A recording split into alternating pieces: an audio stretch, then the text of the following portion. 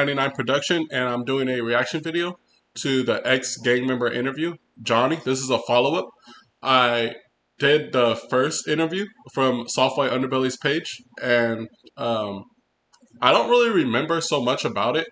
I just know that Johnny, he had like a rough past, and he went to prison, and there was a lot of details. So this is the follow-up. So this was it was a recommendation by a subscriber. So before I get into this today, I just want to say thank you everyone for all the support, for helping me, and I'm dealing with a lot right now, and I just want to say thank you everyone. And life is not easy. Um, you face struggles, you face battles, and it's sometimes you lack motivation, discipline, many things. So um, every day, just be a better person. Show up for yourself, respect yourself, and treat people kindly, and be very disciplined. Everything you do, just be disciplined and show professionalism. And let's just get into this interview. I hope you all like, comment, and subscribe. All right, Johnny, How you doing? welcome back. Thank you. Pleasure to be here. So your first video was such a huge hit. Yeah. I think for a lot of reasons, but the most important was the message that you sent about forgiveness. I think is something that everybody can apply to their own lives. Amen. Amen. I'm not a religious person, but I think that forgiveness is the most important thing we should all try to work on. Absolutely. Absolutely. Been having a lot of questions as well, Mark, and I really do appreciate Softwhite Underbelly for giving me that platform, because I went from I just started buzzing. It was crazy, like you had mentioned. People have been messaging me, and it's so many messages and DMs every day that I can't even get to it. It's so much. But one thing that I've been kind of asked a lot was the question of, how do I forgive somebody, and how did I get to the core of the root, like the root issue, the core of the issue. And so, I wanted to kind of talk about that, where like the heart, for example. And I had mentioned in the episode in the beginning, the heart is like a container that holds everything, all of our happiness, all of our sorrows, forgiveness, sadness. Everything is held inside of our hearts.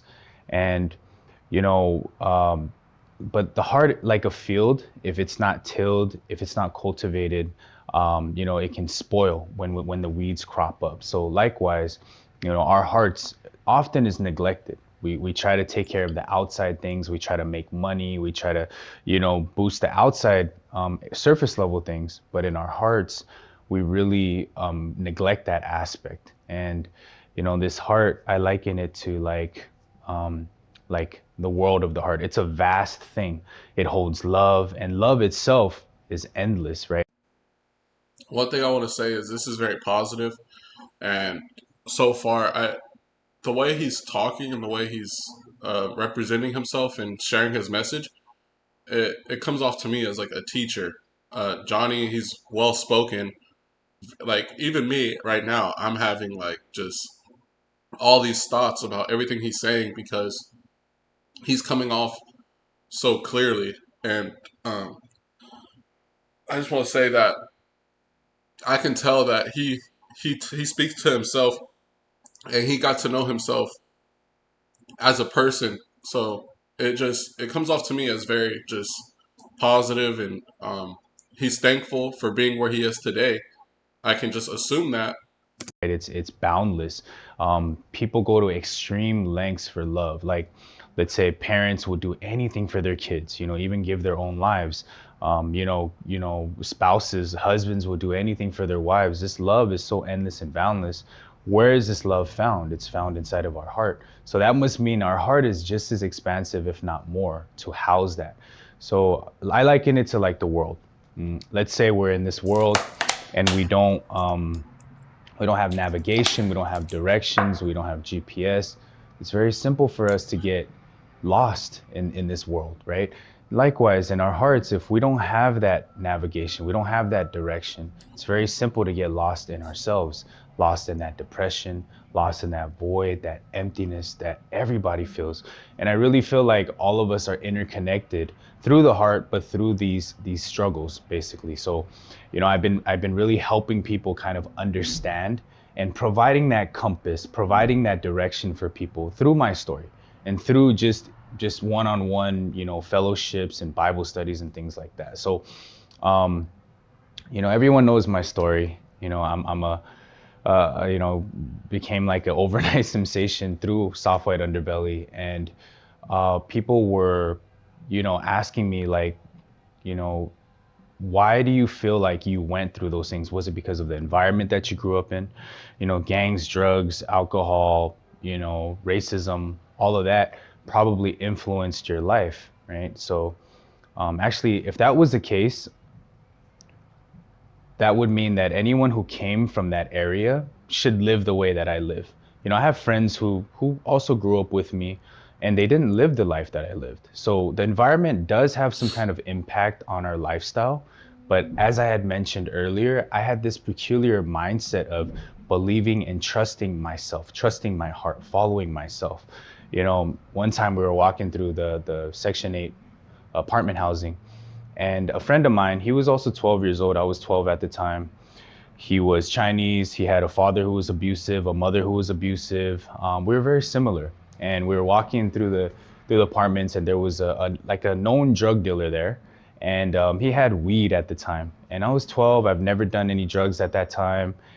He gave me a joint, and he's like, "You want to get high? Like, let's try it out, And It's very common for like younger people to start experiencing like drugs and just going out, being out after curfew, um, just all the things that kind of you're supposed to avoid in life. It's like they all go through those experiences and they learn from them. Sometimes they come out a better person, and sometimes it takes them like to another. It starts influencing them to do negative things, and I feel like the system kind of looks down on that. So it's all a pattern, and I feel like there's a lot of bad influences when you're in certain places. yeah, hell yeah, absolutely. Like, let's do it. But when he asked my friend was like, "Oh, what if I get addicted to it?"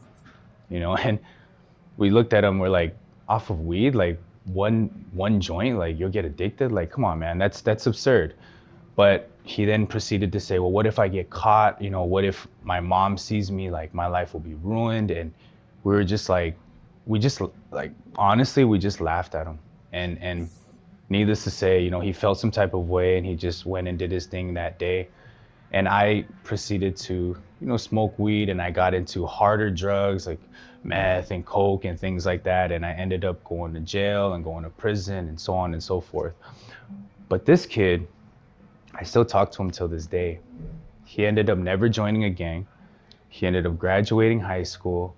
He ended up going to Cal Berkeley, right? And he graduated that with, honors, as well as he got a CPA license, and now he works for Deloitte, a top 5 accounting firm in the US. People looking outside in will be like, "Whoa, it's because he didn't do drugs. That's why he's like that." No, actually, what was the difference was he didn't trust himself. He couldn't precisely, accurately say, "I'm gonna get hooked or I'm not." So he just didn't even try it. He couldn't precisely and accurately say his life would or wouldn't be ruined after doing these things. So he just didn't even do it. He really didn't trust himself, Whereas me, little 12-year-old, seeing all the crackheads in the apartment, seeing drugs everywhere, knowing that drugs will mess people up, I had this confidence in myself that I'm not an addictive person. I'm never going to be like them. I'm going to be this, I'm going to be that. And I really trusted myself. And so for me personally, the root of all of my problems came from believing in myself and trusting myself, who was imperfect. At 12 years old, I had that mindset, which led me on to be the way that I was. And so, why did I trust myself? Was because I thought I was good. I thought that, everything I did was correct. So I followed that.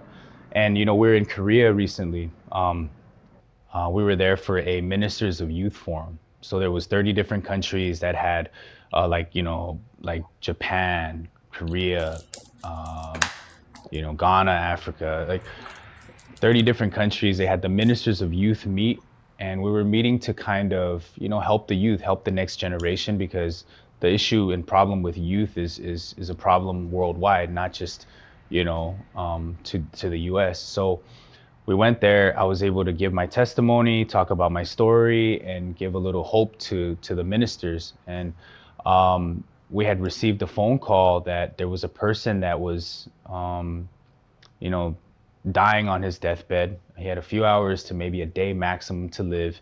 And so they called us to come and kind of pray over him. And we agreed. So the backstory to this man is that he's a construction worker, and he had gotten drunk one night at a club or a bar, and he flagged down a taxi. And the taxi driver, upon entering his car, he told the taxi driver, "Hey, this is my destination." The taxi driver said that'll be $10. He paid, and then he knocked out. When he was woken up again, taxi driver said, "Hey, that'll be $10." So of course an argument, ensued, and he was like, "Well, I paid already," and taxi driver didn't, said you didn't, and they started fighting and physically, and of course the cops were called. And when the cops were called, they took away the person who was drunk, and so he spent the night in jail. Woke up in the morning, they released him. As soon as he was released, he went to a gas station, and at that gas station, he got a gallon jug of gasoline.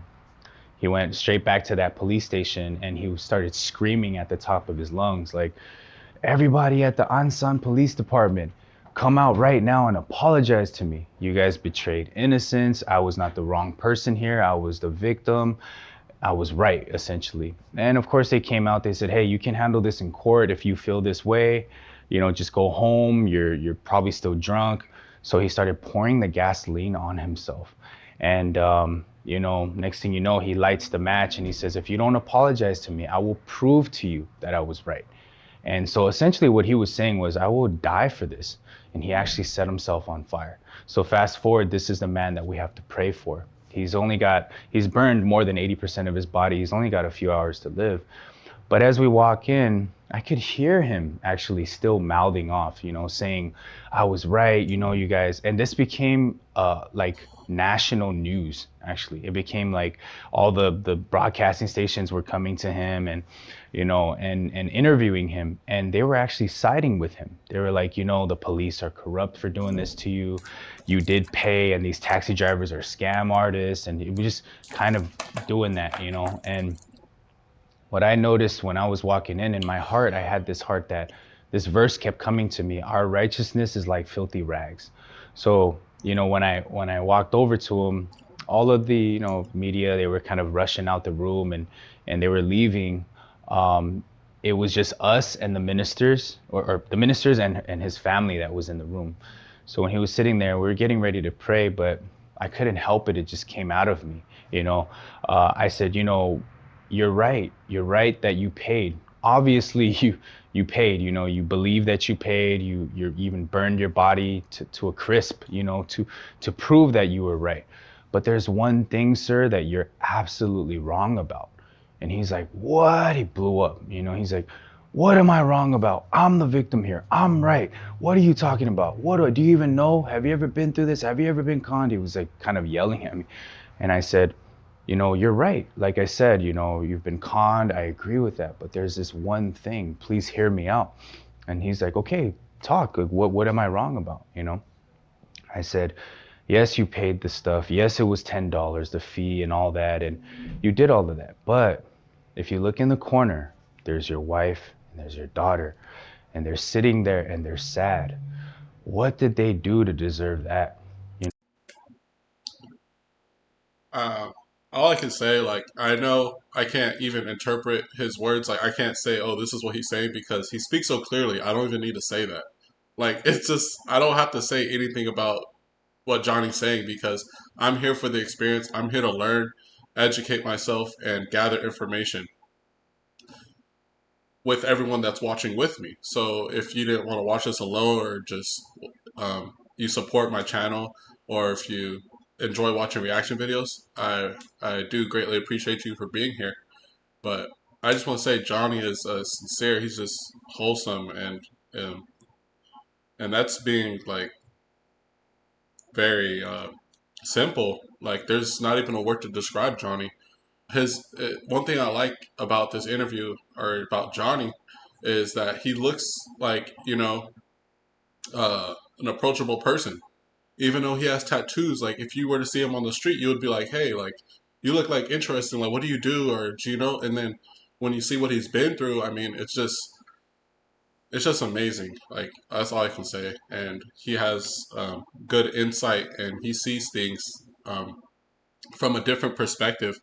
And that's what a lot of people need in their life. They need like someone else on their shoulders to help see them, to help them think differently, and to help them see the world differently. $10, your own righteousness.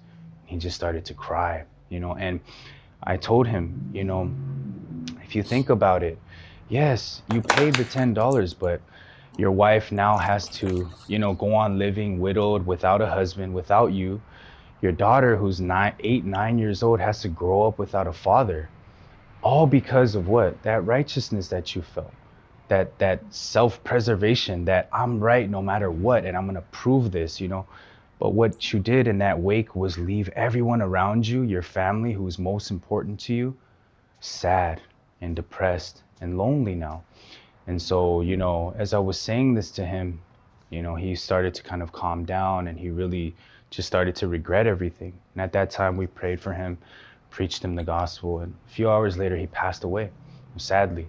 But just like that man, I realized that I was the same way. I had the same heart. I always thought that I was right. I always felt like no matter what, I'm going to die for what I believe in and what I think is correct.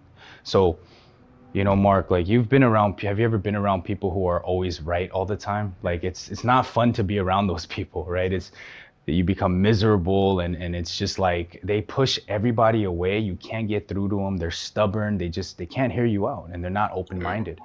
Well, I was just like that man, pushing everybody away who would say something to me. And that was because I was right, all the time. So many people ask me too through these DMs, why do you feel like you believed in yourself so much? Like, why do you feel like you were right all the time? Well, the reason why I trusted myself is very simple, is because I never thought deeply about anything. I had what I call this first level of thought, where it was all impulse, and it was very superficial, and it was very emotional, and almost always dangerous. Like, if I was angry, I would just fight. If I didn't want to do homework, I didn't do homework. If I felt this way, I just reacted off of that. And I never thought deeply about anything. Not that I could remember. And I was a person who really lived this way, and I ended up in prison and places like that. And a lot of people in this world, they also kind of think based off of emotions. And when I lived like that, I lived a really miserable lifestyle. So I just want to say, just talking about what he just said, like making decisions based on your emotions and all your actions are depending or they reflect on on your emotions, not the impact they're making on people around you. um, at that point, I was able to say, like, when I trusted myself, that was the problem that led to all my other issues. I was like the root issue, for those who ask me, wow, how do you get to the root problem? So, and what I call the second level of thinking is what we call deep thinking, right? So through how do we think deeply? A lot of people think that they think deeply, but they misconstrue deep thinking with overthinking, right? So a lot of the times we don't know if we thinking deeply, if we overthink. So think how I found out how to think deeply is at the core of deep thinking, there's empathy. It's empathetic, right? So when I'm able to reflect and look at my life and realize the times that I shot people and I robbed people and I stabbed people, I'm able to see that, wow, I really was wrong for following myself. These are people that, also go through the struggle, and I'm able to actually gain hope in my life. Like, okay, when you think deeply, essentially, you gain hope. But overthinking, at the core of overthinking, is negativity. So if I have thoughts like, man, I shouldn't have done that, I'm so stupid, I'm such a worthless human being, then my self-worth goes out the window, confidence goes out the window, and I start to just from inside rot. And that's what overthinking does to us, you know. So I try to teach people nowadays, what's the difference between deep thinking and what's the difference between overthinking. A lot of us have to deep think more think deeply more and less of overthinking. And so, you know, I liken it to, there's two verses that I really wanted to share as well, was Romans chapter 3 verse 23. It says, for all have sinned and fall short of the glory of God. So what does that mean? Well, it means that there's a glory of God and we fell short, so we're all sinners, right? And people agree with that. So when I attached myself to that verse, yes, I'm a sinner no matter what. Johnny's a genius. Um, he comes off to me like I said earlier. He's like a teacher, but he's more of like a therapist. The way he's speaking is just making me feel like more understanding of my own life. What can I do better? Deep thinking, overthinking. When he said that, I had to think about that for a little bit, but I wasn't even trying to not overthink. I just found myself deep thinking. He's been through so much that it's just like all his words are powerful. That's my first level of thought. Says I'm a sinner, right? But the amazing thing is the very next verse that says Romans chapter 3 verse 24, it says being justified freely through the redemption that is in Christ Jesus. So if we break that down very simply and think deeply about that verse, it says being justified. Justified is in past tense, which means that we're already, it's completed. It's, if something is completed, it means it's already done. So we're already just. And then it says freely, which means for free. By who and through who? Jesus Christ. So when I connected myself, I had a choice. Do I connect to the word of God that says that I'm a sinner, or do I connect to the word of God that says that I am justified?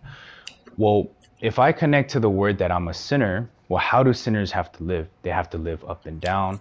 They have to live sinning and repenting, sinning and repenting, sinning and repenting until they die.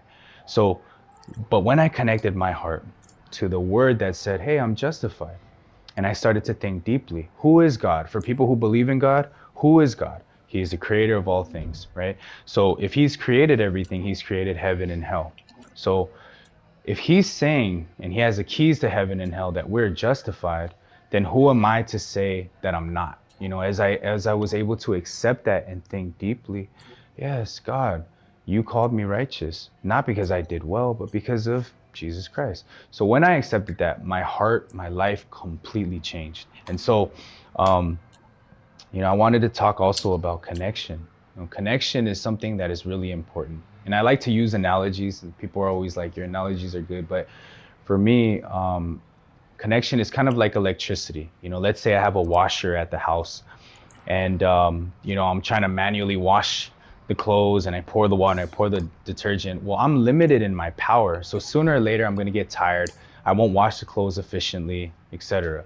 But let's say I take the cord and I plug it into the outlet that's filled with electricity. I just push a button and it can run for however long I have electricity, and however long the lights are on, essentially. So why I'm saying this is because that connection is really important. Likewise, there's all this electricity in this world, but if we don't connect to it, then we don't harness that power, right? It doesn't become ours. Same thing. God has, for believers, God has all the power, infinite power, to take care of our problems, to take care of our, anxiety and emptiness and void. But if we don't connect to that, right? If we don't connect to God, we don't believe in that, then that power doesn't become ours, and we are left to our own limited capabilities, living this up and down lifestyle. I have to take care of my depression. I have to seek medical help. I have to take antidepressants.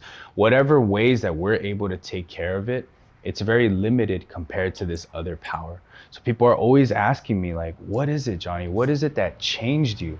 What is it that truly um, brought that redemption and brought that forgiveness? People ask me, how do you forgive people?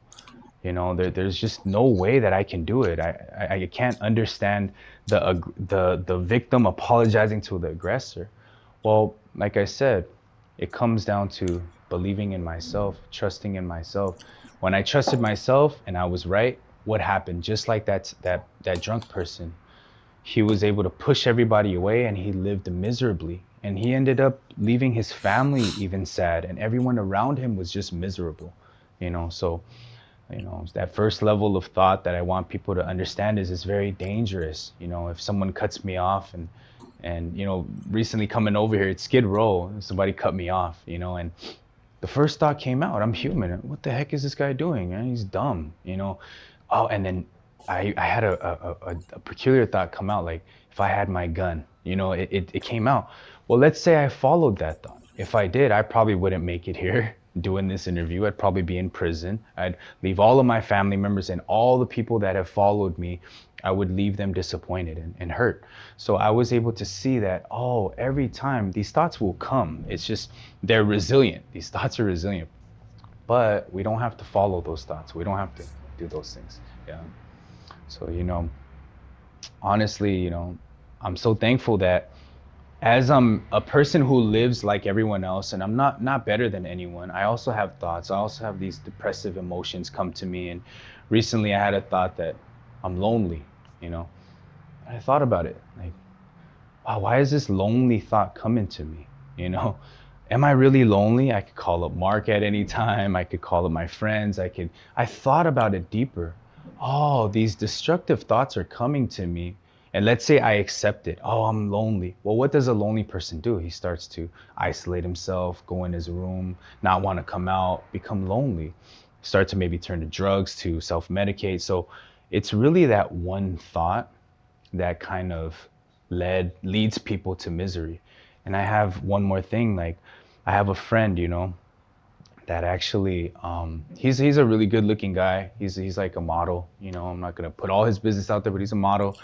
He fornicates with a lot of women, to be honest. He I think he's had well over 200 different women, and he's told me flat out that he doesn't use a condom. Like, he just that's his thing. And recently, about 4 months ago, he told me that he had AIDS.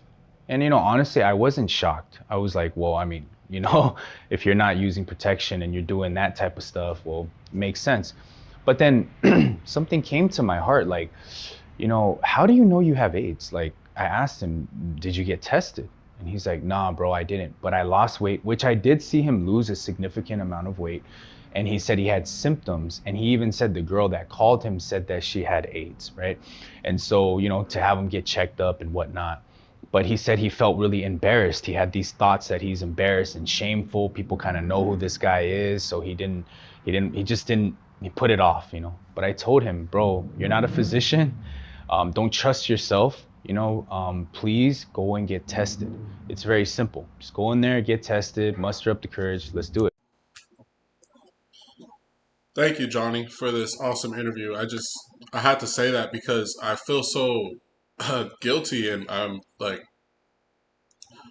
you make me see myself in a different point of view, and you make me realize, like, damn, like, I'm doing so many things that are impacting others around me, and I'm the reason I'm dealing with the things I'm dealing with. I'm in control of my actions, so any situation I'm in right now it's all on me. 3 months after that, he sends me a really long text. It's like a suicide text. It's very eerie, telling me that, I didn't deserve this. I didn't deserve a friend like you. Please, look to the mountains when you see, remember me. And I was just shocked. And I dropped everything that I did and, drove out from the Lancaster State Prison all the way back down to basically Alhambra. And, kicking on his door, knocking on his door. And there he was, sitting in his boxers, with the gun on his hip, and he was contemplating it. The look in his eyes, it was just like this blank stare, like it was just not him anymore. So I was like, hey, bro, like, just get dressed, put this stuff down, come with me, come stay with me for 3 days, let's hang out. I'll get you tested. I got Kaiser Permanente. Like, it's all good. I'll pay for the full panel. I'll handle it. And he was like, all right, bro, all right, whatever, whatever. So we get him tested. for everything, gonorrhea, chlamydia, everything. And it takes about like 48 to 72 hours to get the test results. And for everything, he did a blood draw and all that. And the results come back and he's negative for everything, everything. And right then he starts getting happy. But I explained to him, do you understand what I mean when I say that? Bro,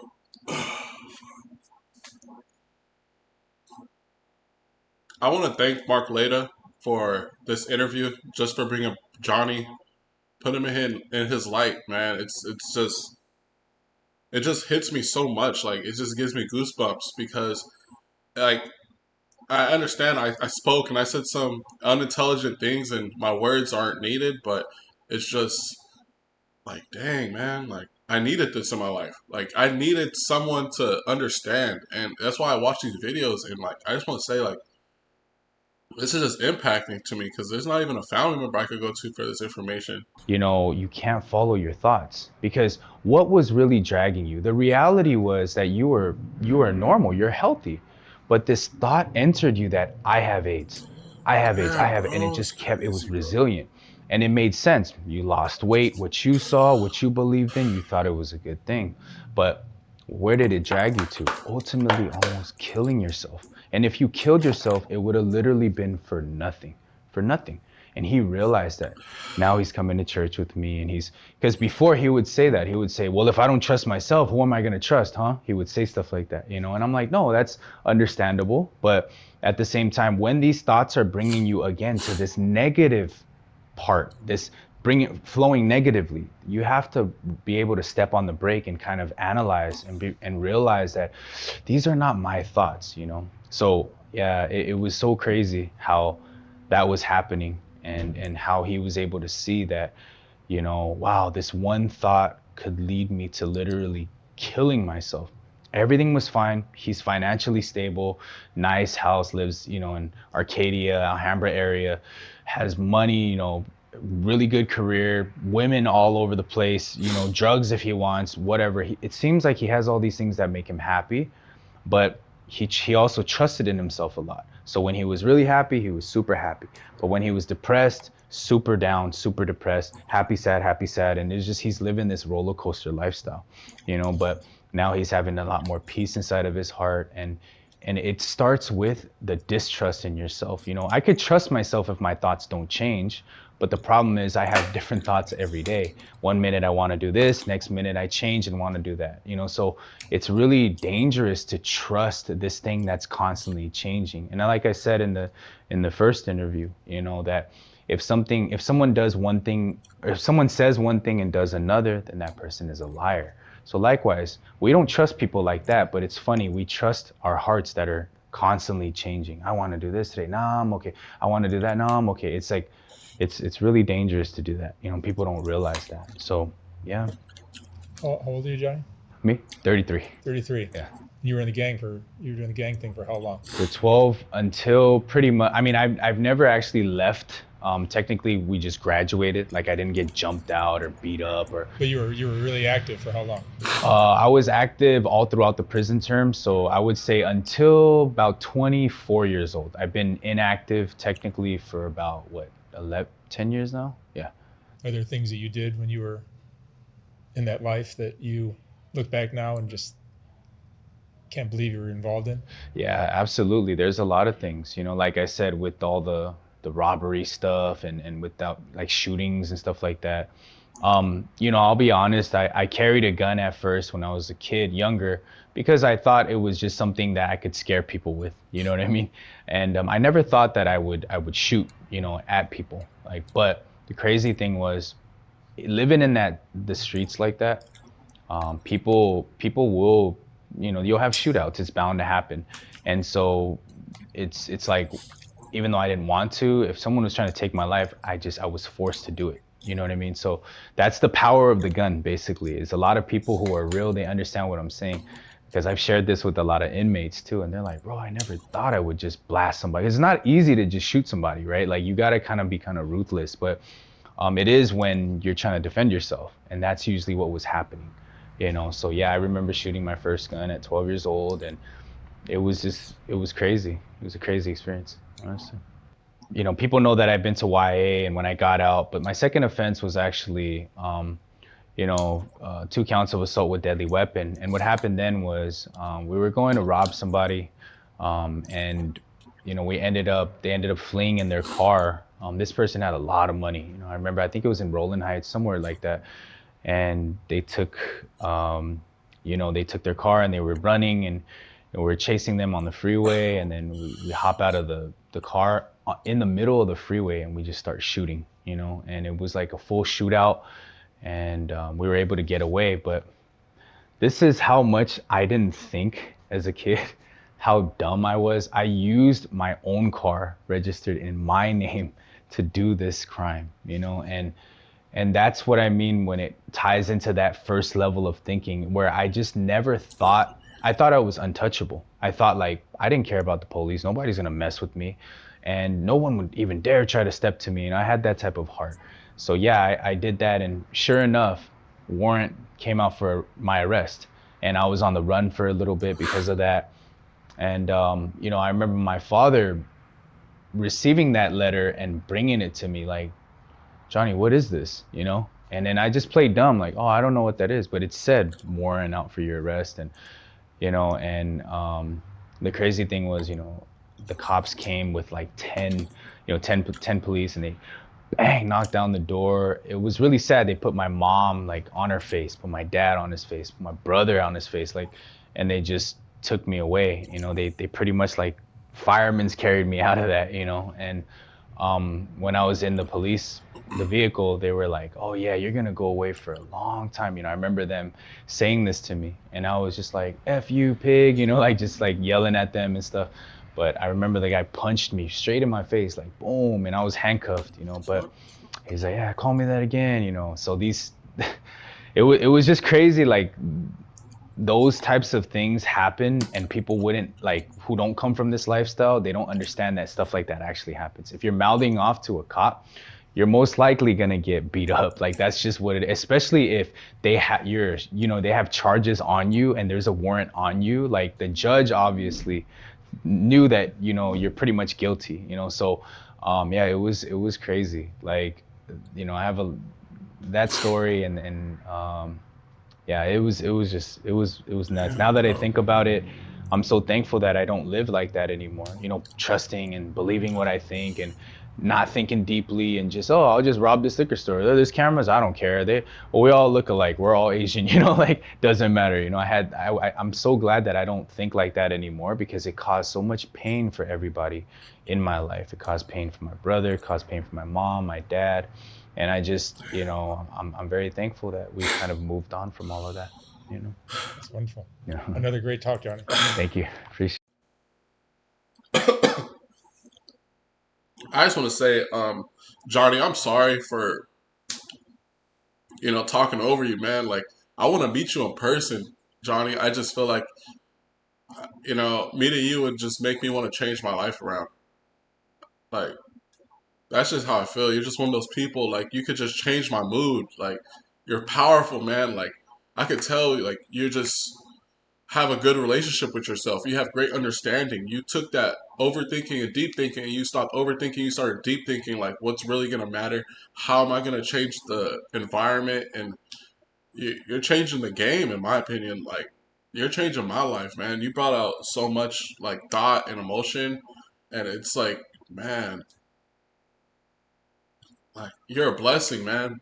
Whatever you went through in the past, you learned from that. It made you a better person. And I was just trying to think about that last night, but it was just my thoughts were just so clouded, and you're just making it a lot easier for me to understand. Like, there's people out here that you could change your heart. Like, you could change everything you do right now. Like, oh man, I just hope one day I could be like you, or just in some way, type or form, like have the type of knowledge you have, sound as intelligent as you do, man, look as good as you do, man. Like, dang, I appreciate you, Mark Leda, for just these interviews. Without you, this wouldn't even be possible. Just, I'm trying, man. Like, I've dealt with things on my own, and I just want to say, like, I appreciate everyone that's here. Like, comment, subscribe, go follow Soft White Underbelly.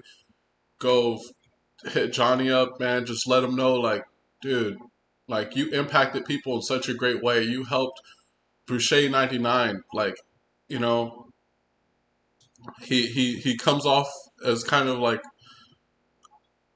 dumb sometimes, but I mean, like he's trying to learn. And he needs you to do more interviews with Mark Leda, or make your YouTube channel so people could listen to you, or he wants to meet you because I mean, Johnny, man, like I would appreciate you as like a counselor, and I just hope that someone's being impacted by you right now.